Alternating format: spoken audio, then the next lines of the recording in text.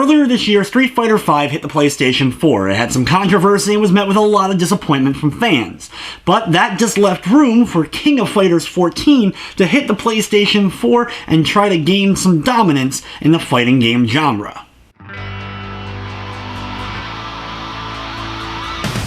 While King of Fighters XIV may be the 14th main numbered King of Fighters game, it is far from the 14th in the series, as of course it's been long running and has a lot of spin-offs and side games that go along with the main titles.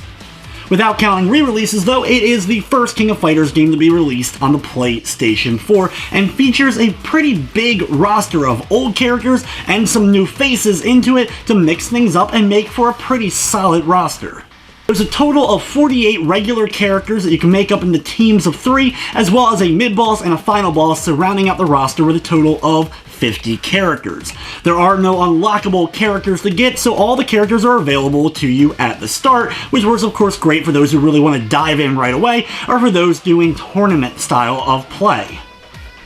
Unlike Street Fighter V though, it does feature a story mode, having you select your team of 3 to go up against the other teams in the King of Fighters tournament, culminating with the mid-boss and final boss. There's a few cutscenes scattered throughout, as well as dialogue between characters before each of the fights, if they have anything to really kind of go between one another. You know, characters have certain storylines with one another, and that plays out a little bit. As well as if you complete the game using an actual in-game team, you will get an ending for that team once you beat the final boss. And while I do really like the endings and the anime style that they're done in, they're very stagnant, kind of still images, as well as just text with no voice acting to go along with it. Granted, the game is only in Japanese voice audio, but it would be nice to at least have that going along with the dialogue that's being shown at the bottom of the screen. While it is a pretty standard story or arcade style of mode, I really did enjoy playing through it, and I like seeing the various endings with the teams. I wish there were individual endings so that I could pick any character and any collage of characters that I'm best with in order to tackle it and get endings for them, but it still encouraged me to go back in to get these endings and learn some characters that I never would have actually tried before.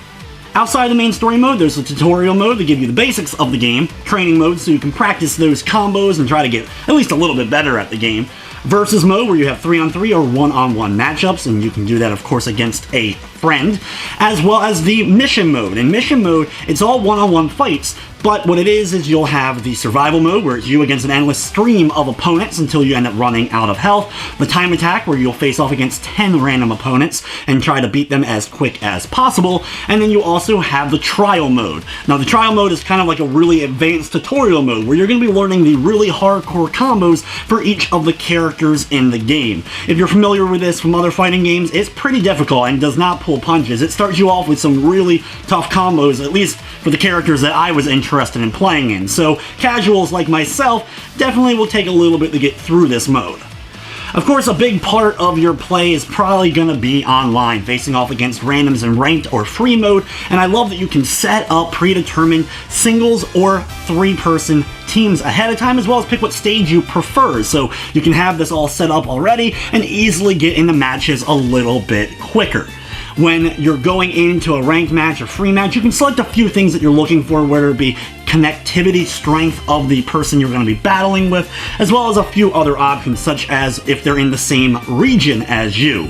When doing quick search, I was able to easily get every match I wanted right away, as long as I didn't change any of the settings. If I changed any of the connectivity settings or anything like that, it seemed to not be able to find anything, but that may just be because of the crowded servers on the launch of the game. You also, though, have the long search where you'll be able to keep looking until eventually you're able to find the opponent that matches the criteria that you're trying to choose. And also what's cool in that, you can kind of just look at the regular loading screen, or you can actually go into a training mode until it finds an opponent that matches your criteria. When it comes to the online though, as far as lag is concerned, it's been a mixed bag so far. I've had a bunch of matches that went really smoothly, and other ones that went really poorly. And when I say really poorly, I mean extremely poorly. Even people that supposedly had a 4 connection status ended up lagging once we got into the game to the point of almost slow-mo going on. I'm sure this is something that will be worked on. It's all dependent, of course, on your connection to the servers and the game itself. So after playing through 30 or 40 online matches so far, it's honestly been about 60 good and 40 lag. And of course, the main reason why we're talking about King of Fighters and reviewing it here is the fighting itself, which I have had a lot of fun since I started playing the game. If you're unfamiliar, the game features low and high of both punches and kicks, combining these with the various different directions in order to pull off the moves. Pretty standard fare. A lot of the special moves for each character are pulled off using half circles, quarter circles, and sometimes quarter circles and then half circles in the opposite direction. But for the most part, that's basically all you're going to need in order to pull off a majority of the moves in the game. Each character, of course, features their basic attacks, throw attacks, as well as command moves, where they basically will be able to hit a certain move and then combo it into various other moves. Every character at least features a few special moves, 2 super specials, and then 1 ultimate climax super special that you can pull off only when you have a good enough amount of gauge that you'll be able to then do a good deal of damage to your opponent, and of course, can turn the tide of any fight. It uses, of course, a gauge meter, going up to a minimum of 3 gauges, especially when the fight's just beginning. As you're losing members of your 3-person team, you're able to get a higher gauge and level that up even bigger. So it starts off with only 3, then 4, and then 5 when you're down to your final character of your team. The climax super specials will require 3, your super specials 2, and a few other moves sometimes here and there, with some of the more special moves or super specials will only require 1 of your gauge. You also can do a charge up and go into kind of an EX mode where you'll be able to unleash more powerful of your special attacks for a short period of time, costing you, of course, 1 of your gauges as well. One of the things I like most, though, about the game is the whole counter, reversal, as well as the avoid system. Pressing your low punch and low kicks together will allow you to roll away or roll forward past your opponent and get past a lot of their special moves. Mastering how your roll works with each character to get around your opponents and set up your next combo is one of the most enjoyable things about King of Fighters 14, at least for me.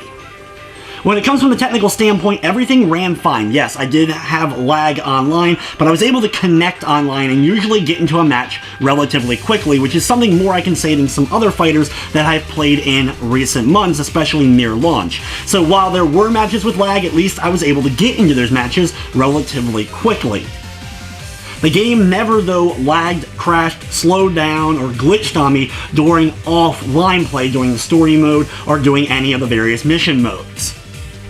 While I wouldn't say the game is necessarily a graphical powerhouse, I will say that all the characters look good and look really well done. Some modern, more updated versions of some of the older characters will, of course, be hit or miss depending upon your preferences. I really do enjoy a lot of the new characters that have been thrown into the game, such as Loveheart, who has instantly become one of my main characters that I like to use. I love the stages in the game as well. The Masquerade Ball, the garden outside of the mansion, the Day of the Dead wrestling ring. Some of the stages are really great. There's a few that are just kind of okay, but the ones that are great really stand out, and I love fighting on them. The soundtrack that goes along with everything as well. I love the music of the main levels and the character themes that are included. There's some butt rock for the intro of the game as well as the outro credits, which is a little bit... It will not be for everyone, though I enjoy it for kind of its cheesiness factor, but the actual main music you're going to be hearing during your battles is quite good. I absolutely love what they're presenting with King of Fighters 14. I think there's enough modes for the casual and the hardcore fan to really sink their teeth into. Having the story mode as well as the mission modes such as Survival, Time Attack, and the Trials, which will definitely take time and patience from the more casual newbie style King of Fighters fan like myself. There were a few problems online for sure, with some of the matches being really, really laggy, but a majority of my matches for sure were not lag-filled. And that's not something I can say for a lot of fighters, especially at launch. So once they kind of smooth some things out a little bit, I think this will be a stellar game to play online. In the end, I'm really enjoying my time with King of Fighters 14. In fact, I can't wait to finish this review and jump into even more online matches.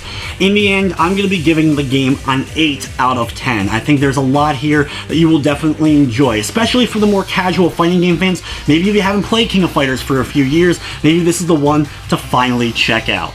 But anyway, guys, that's going to wrap up this review. I'd like to thank you for watching, and of course, I hope you enjoyed.